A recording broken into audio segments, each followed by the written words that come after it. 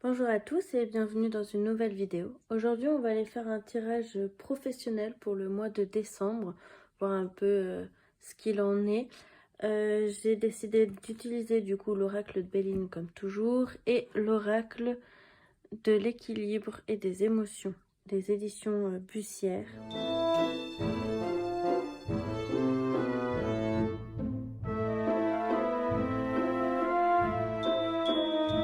C'est un oracle qui est vraiment magnifique, que j'ai adoré découvrir.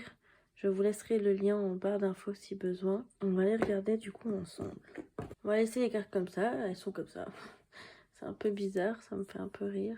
Pour la première semaine, pour le mois de décembre, il y en a 3 qui sont sortis. J'ai pas forcé, j'ai pas dit stop, comme ça je me suis dit pourquoi pas. On est à la fin d'un combat pour la première semaine. Ce que je vois, c'est que c'est une semaine fatigante.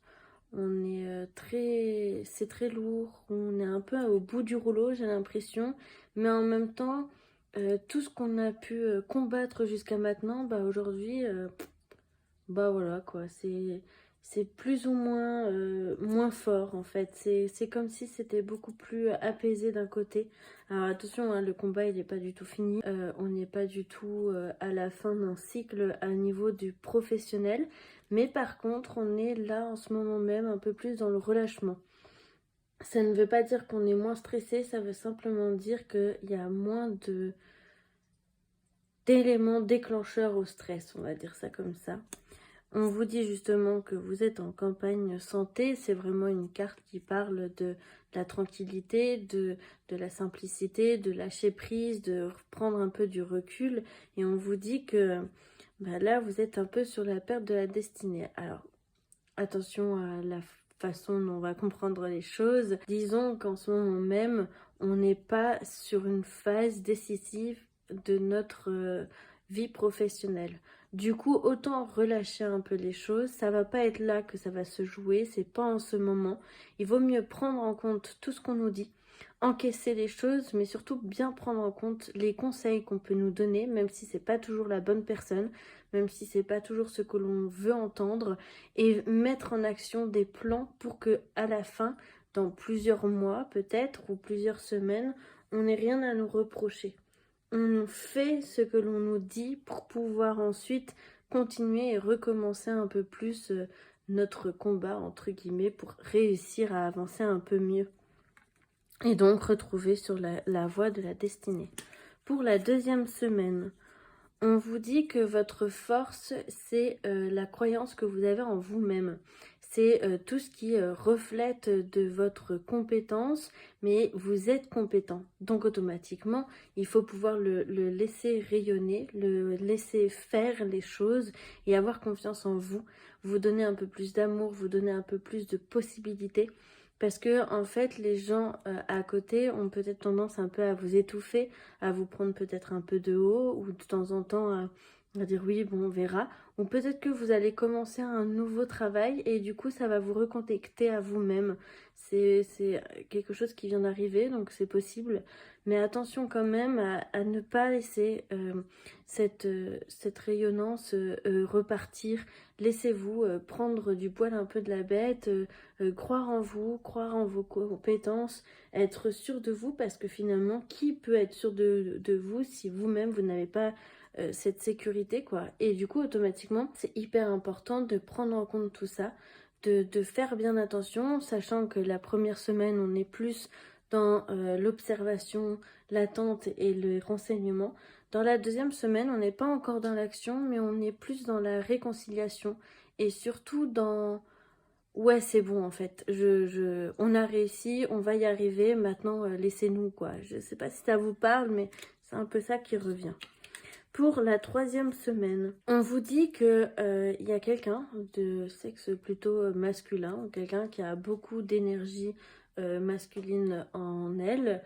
Euh, qui a besoin d'avoir un peu plus et qui aimerait bien remettre un peu les choses à plat. N'oubliez pas que vos collègues, ce sont des collègues et non des amis. Et là, il y a un peu une notion, c'est pas une notion de trahison, mais une notion de méfiance.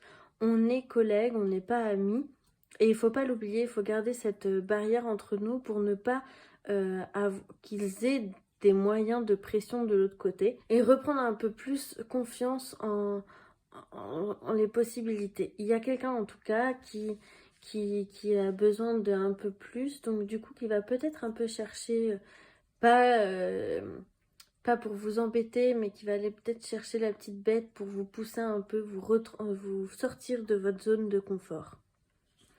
Pour la 4e semaine, du coup les 2 cartes sont arrivées comme ça. On a ici la découverte et l'amour.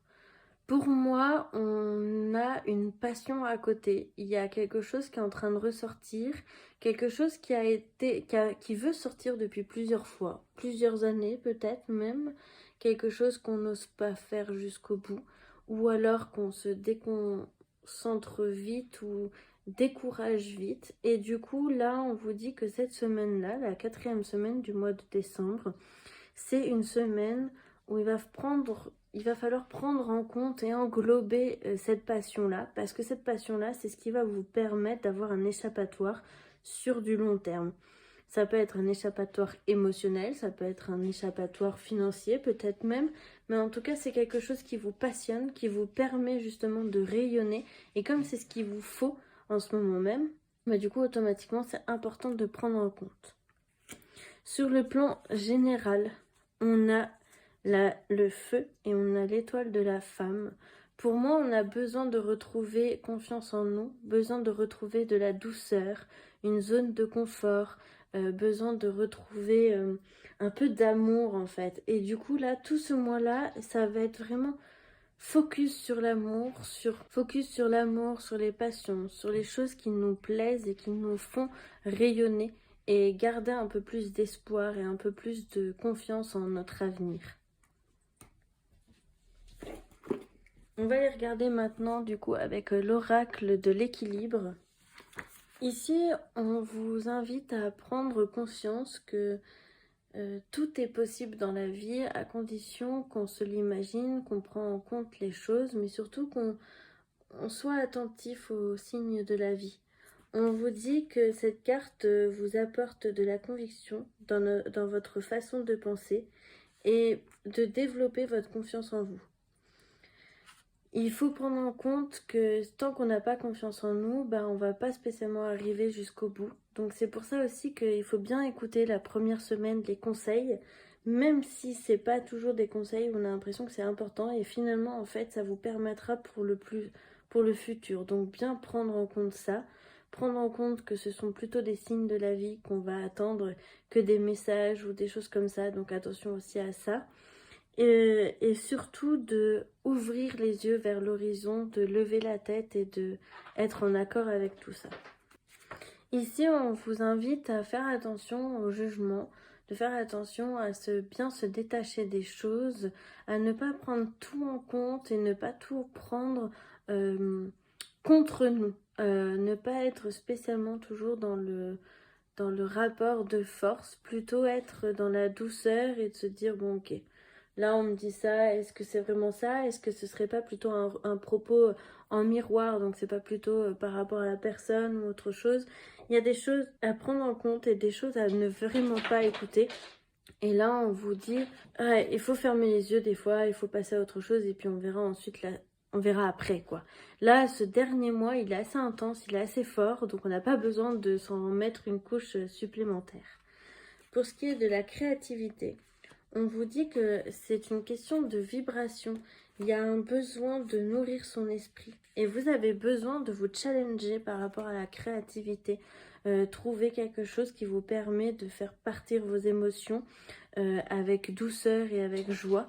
Donc peut-être en peignant, peut-être en écrivant, peut-être en faisant, je ne sais pas, en lisant, peut-être de la façon dont vous souhaitez.